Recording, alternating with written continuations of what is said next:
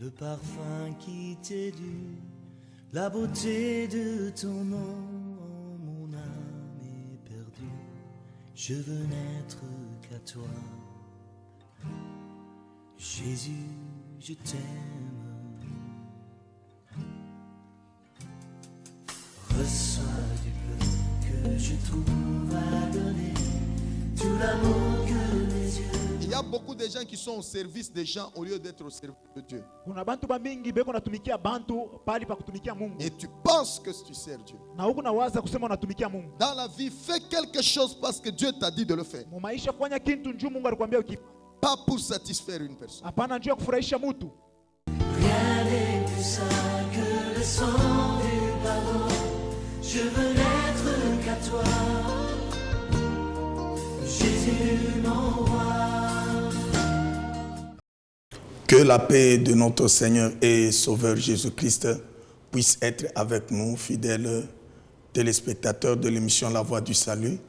À présent, nous voulons consacrer ce temps ici par une courte prière avec notre bien-aimé, l'ancien Gabriel. Prions. Seigneur Dieu, nous te levons et te glorifions pour cette opportunité qui est pour nous une grâce. Alors Jéhovah, nous voulons écouter ta voix, raison pour laquelle en ce moment, Seigneur, utilise ton serviteur afin qu'il libère tous les messages que tu lui as mis à cœur de libérer ce soir. Au nom de Jésus. Amen. Amen.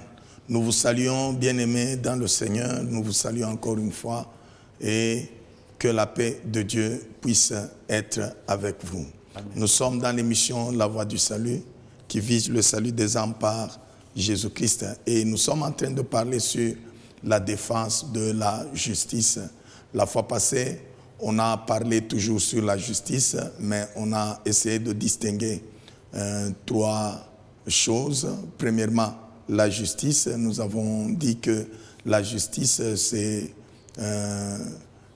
ce qui est conforme aux normes ou ce qui est conforme, bien sûr, à la volonté d'une autorité. Nous avons dit qu'il y avait deux justices, la justice divine ainsi que la justice humaine ou la justice des hommes. Avec la justice de Dieu, là nous voyons tout ce qui est droit devant Dieu, tout ce qui est exact, qui est correct selon Dieu, tout ce qui est conforme à la volonté de Dieu, aux normes de Dieu, à ce que Dieu veut, bien sûr. Et c'est sur ça que nous sommes en train de parler. Nous avons parlé aussi du juste en disant que le juste, c'est celui, bien sûr, qui pratique la justice. Mais aujourd'hui, on va essayer d'entrer plus en profondeur sur ça. Toutefois, nous avons parlé aussi de ce qui est juste, tout en disant que ce qui est juste, c'est ce qui est conforme à la volonté de Dieu. Lorsque nous sommes dans le cadre de la justice de Dieu, et nous avons parlé de la justification, là nous voyons que celui qui est justifié, celui qui est proclamé juste pour une certaine ou bien par une certaine raison quelconque. Sachant bien sûr que lorsque nous parlons de la justice, là nous avons aussi le juge qui est l'autorité qui est en train de prononcer le jugement sur base d'une justice, donc qui est en train de remettre la personne ou bien de déclarer la personne juste ou bien injuste sur base des normes ou de la volonté. Et lorsque nous parlons de la justice ou la volonté des normes devant Dieu, là nous voyons ce qui se conforme à la volonté de Dieu. Aujourd'hui, nous aimerions parler sur devenir juste. Là, nous sommes dans Apocalypse chapitre 22, le verset 11. Nous pouvons commencer avec ça. Nous lisons que celui qui est injuste soit encore injuste, que celui qui est souillé s'essuie encore, et que celui qui pratique encore la justice et que celui qui est saint se sanctifie encore. Amen. Amen. Que Dieu nous bénisse. Ici, la Bible est claire en nous disant que celui qui est injuste continue toujours à être injuste, donc à pratiquer l'injustice, que celui qui est saint se sanctifie, bien sûr, que celui qui se suit encore davantage, et celui qui est juste pratique la justice. Bon, une question que nous devrions nous poser. Pourquoi est-ce qu'on ne demande pas à celui qui est injuste de chercher à pratiquer la justice pour devenir juste, mais on dit que celui qui est injuste reste injuste, ou bien continue à pratiquer ce qui est injuste, mais on ne lui demande pas que toi qui es injuste, pratique la justice pour devenir juste. Pourquoi est-ce qu'on ne dit pas ça? Mais on dit que celui qui est juste pratique la justice. Donc, pour pratiquer la justice, il faut d'abord être juste. Mais si tu es injuste, tout ce que tu fais, d'après ce que nous venons de lire, est toujours dans l'injustice. Parce qu'on ne demande pas à celui qui est injuste de pratiquer la justice pour devenir juste, mais on lui demande de continuer à pratiquer l'injustice.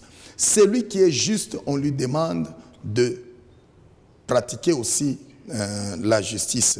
Là, nous comprenons deux choses et là, nous commençons avec devenir juste par déclaration et devenir juste par la pratique de la justice, comme ce que nous avions dit la fois passée, que celui qui est juste, c'est celui qui pratique la justice. Mais ici, nous disons que nous avons deux façons, ou bien deux types de justes. Il y a être juste par proclamation et il y a être juste par la pratique de la justice.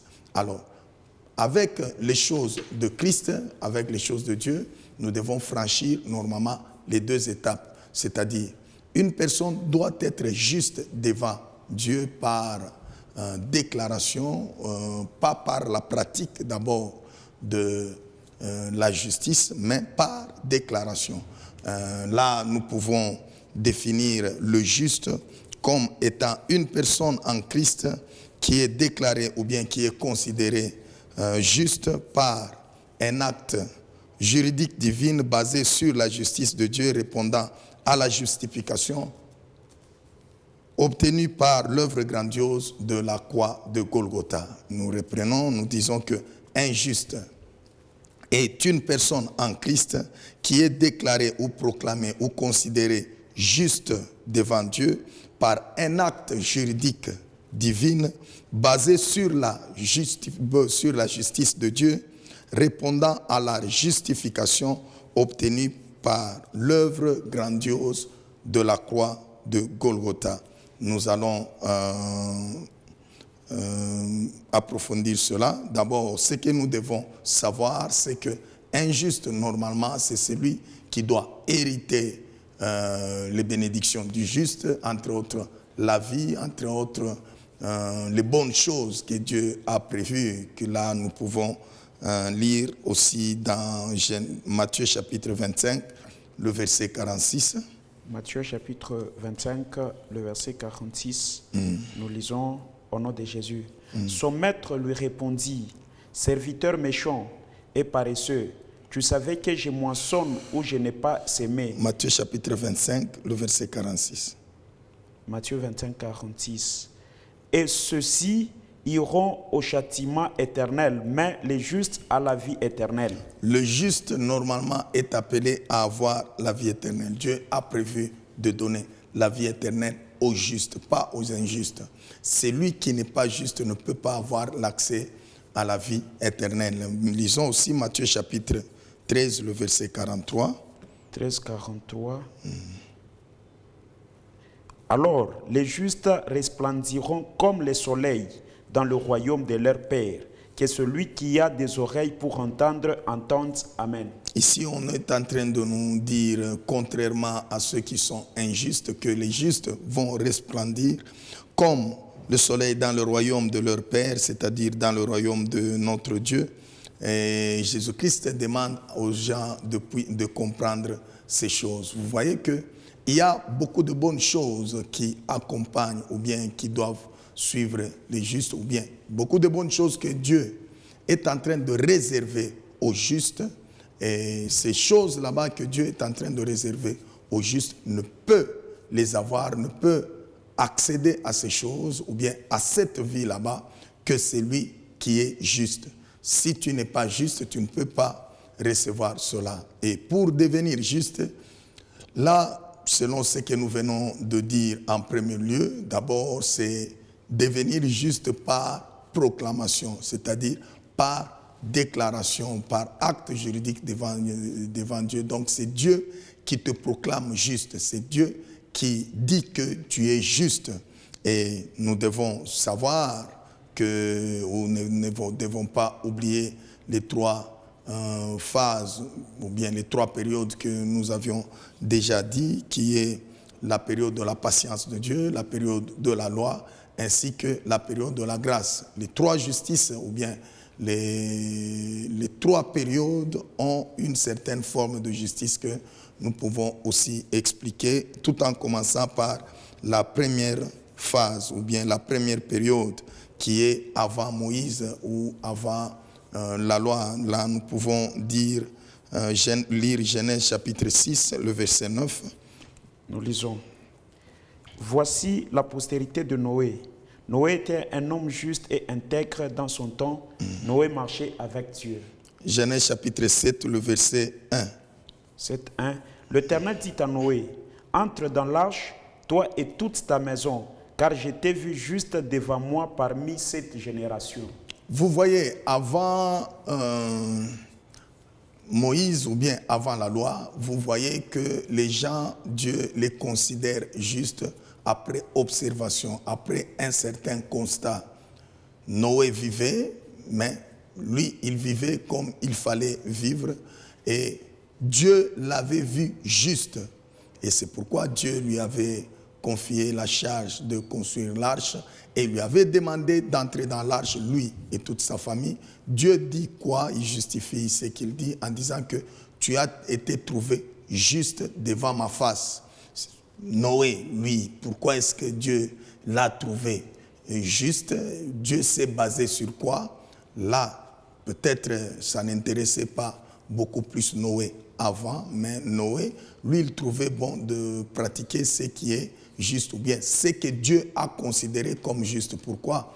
Parce que ce qui est juste, c'est ce qui est conforme à la volonté de Dieu, ce qui est exact devant Dieu, ce que Dieu exige, ce qui est conforme aux normes de Dieu, aux principes de Dieu. Donc, ce que Noé faisait en ce temps-là était conforme à ce que Dieu voulait qu'il puisse commencer à faire. Alors, Dieu a constaté cela et il a dit que non, cette personne ici doit être sauvée, je ne peux pas le tuer.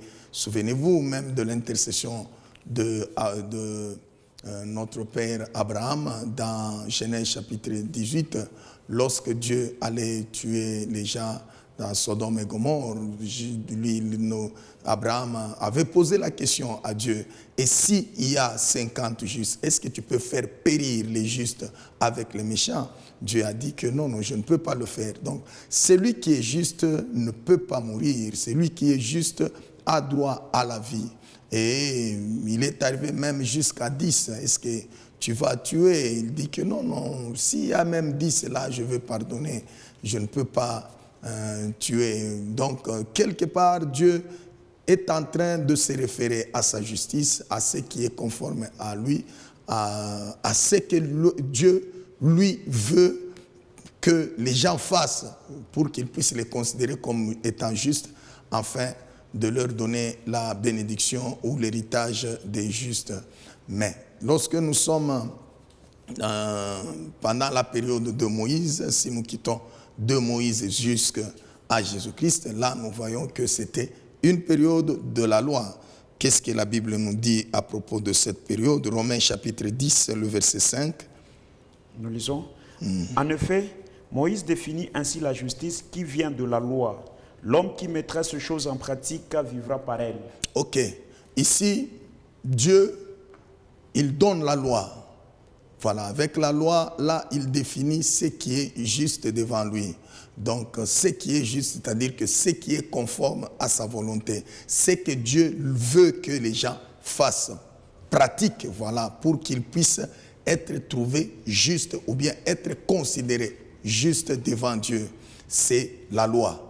Avec la loi, nous avons les ordonnances, nous avons les 10 commandements. Dieu leur dit, par exemple, tu ne tueras point, tu ne feras point ceci, tu ne feras point ça. Alors, tu n'envieras point ce qui ne t'appartient pas. Voilà, Dieu leur dit tout ce que nous connaissons comme 10 commandements là-bas, ainsi que les ordonnances que Dieu leur avait données. Dieu leur dit, c'était ça la volonté de Dieu. C'était ça ce qui était juste devant Dieu, ce qui était correct, ce qui était conforme aux normes de Dieu, ce qui était conforme aux principes de Dieu, à ce que Dieu voulait. C'est ce que Dieu leur avait donné, ce que Dieu leur avait dit. Et la justice qui vient de la loi, c'est-à-dire que ne pouvait être considéré juste devant Dieu que celui qui devait pratiquer cette loi-là. Donc, nous avons la loi, et si tu ne pratiques pas la loi, là tu es injuste devant Dieu. Si tu pratiques la loi, là tu deviens juste devant Dieu. Et le juge qui est Dieu ne peut te déclarer juste, ne peut constater que tu es juste que si tu pratiques ce qu'il t'a donné comme loi et qui est conforme à sa justice, qui est conforme à ses normes.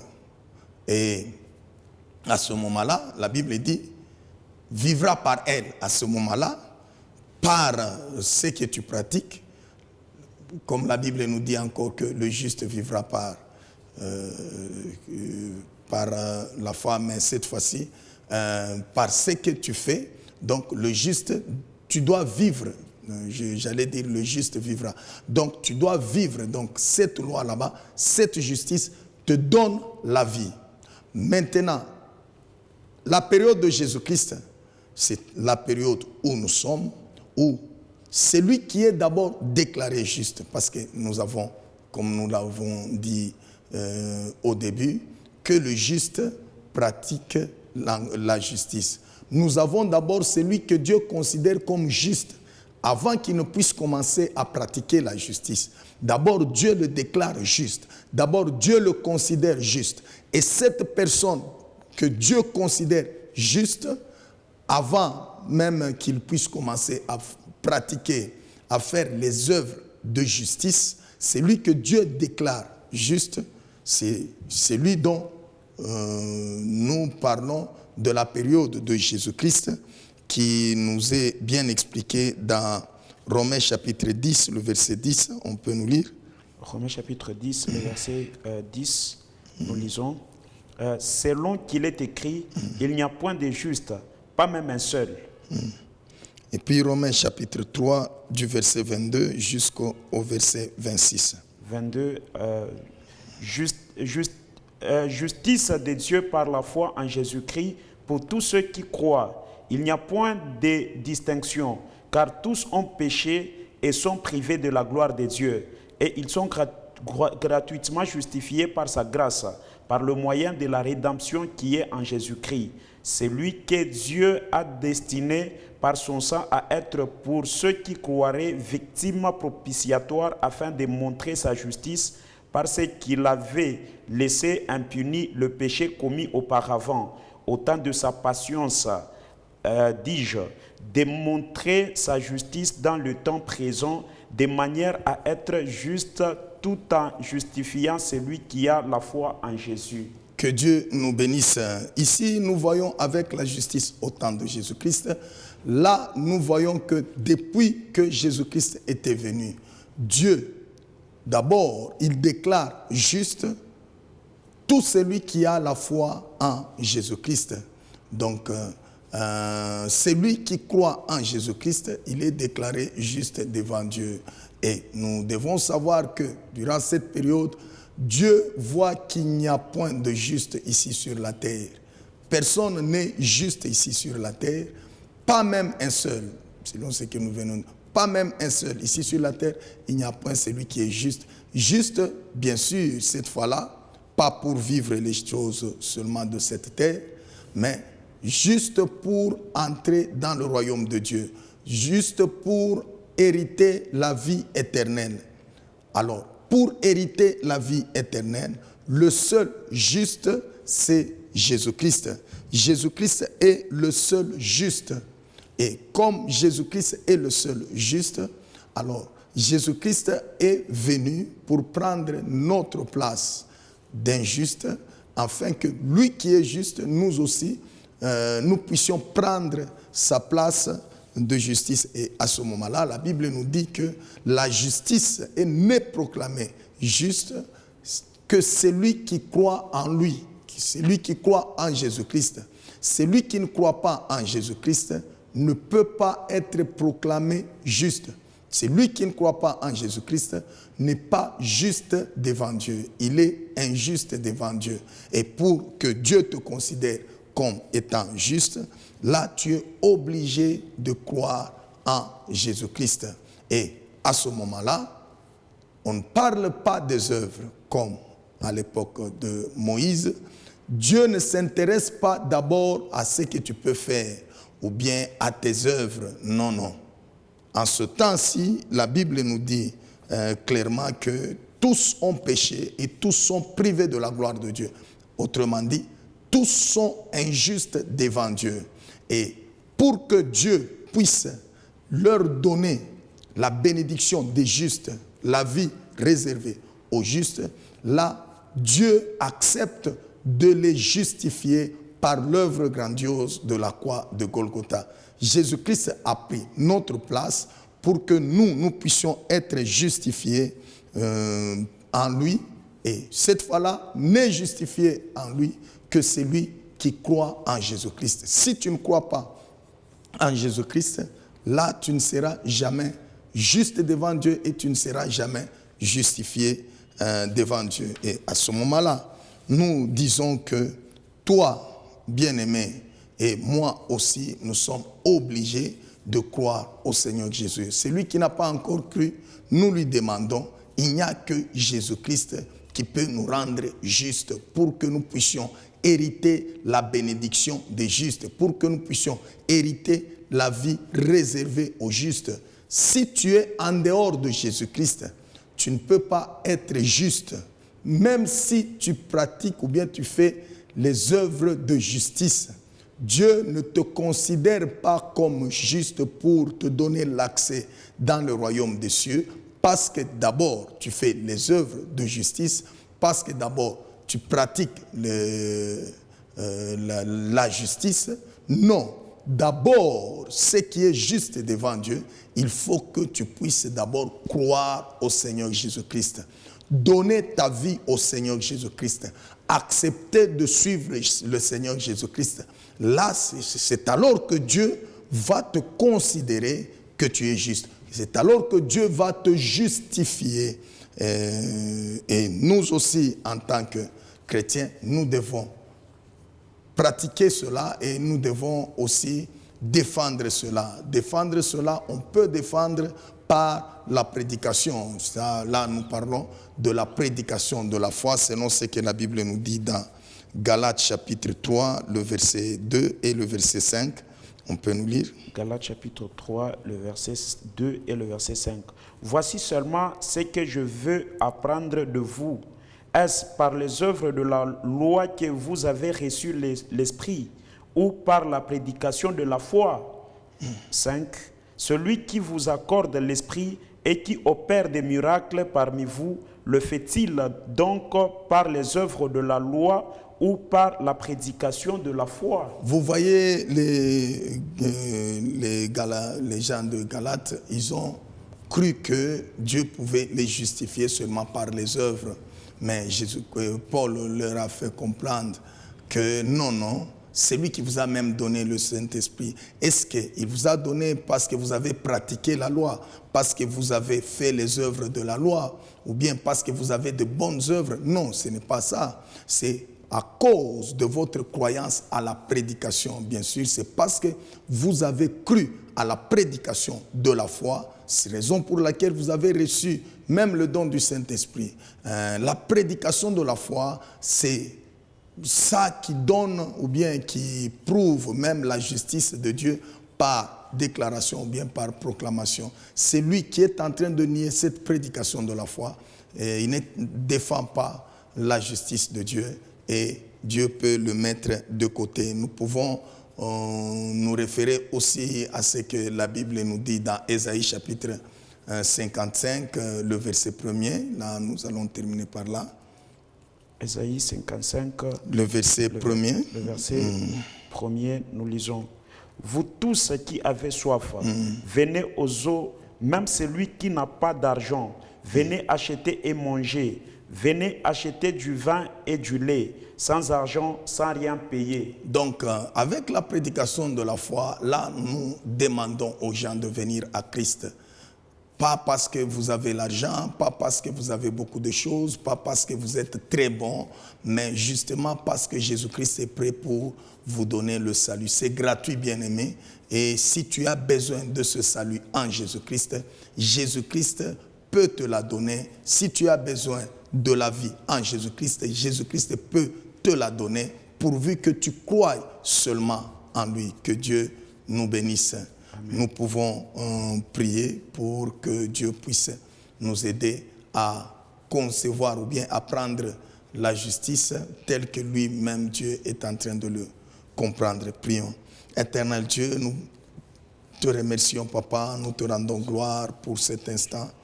Touche tout un chacun de nous afin qu'il puisse croire en toi pour celui qui n'a pas encore cru, afin qu'il puisse demeurer dans la foi, afin que tu puisses le trouver juste et lui donner aussi la bénédiction des justes au nom puissant de Jésus-Christ. Ô Éternel, justifie la prédication de la foi, la prédication qui prouve même cette rédemption par toi, Jésus-Christ, au nom de Jésus. Amen. Amen. Que Dieu nous bénisse. Amen.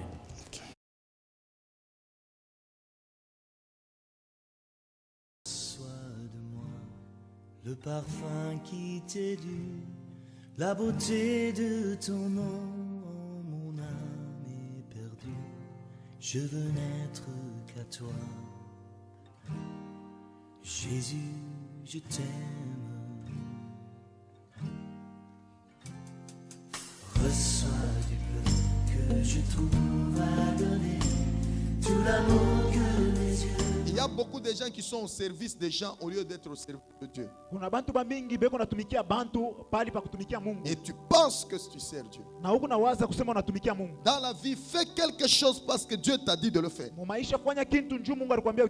Pas pour satisfaire une personne. Rien n'est plus sain que le sang du pardon. Je veux n'être qu'à toi, Jésus mon roi.